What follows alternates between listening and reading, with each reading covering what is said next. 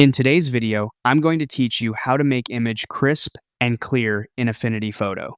We'll use a simple, reliable sharpening method that brings out detail while keeping your image natural and free of harsh artifacts.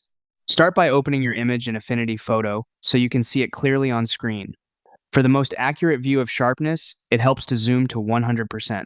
This way, you're judging pixels at their true size and won't be misled by scaling. Next, look to the top of the interface and click Pixel.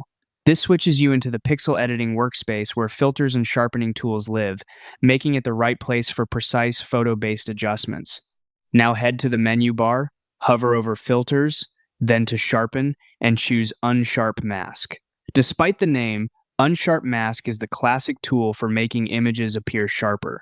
It works by increasing contrast along edges, which our eyes read as crisp detail. You'll see three controls: radius, factor, and threshold. Radius sets how wide the edge contrast boost spreads. Smaller values target fine detail and texture. Larger values affect broader transitions and can create halos if pushed too far. Factor controls the strength of the sharpening. Think of it as intensity.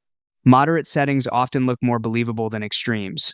Threshold tells Affinity Photo how different neighboring pixels must be before sharpening kicks in.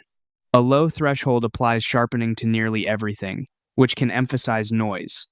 A slightly higher threshold protects smoother areas like skies or skin.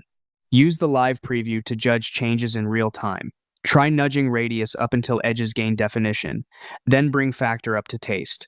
If you notice grain or halos, lower factor or radius, and raise threshold a touch to keep flatter areas clean. Toggle the preview on and off and compare at 100% zoom so you don't overdo it. When the image looks crisp, natural, and balanced, click Apply to commit the adjustment. That's it. Clean, clear detail with control and confidence in Affinity Photo.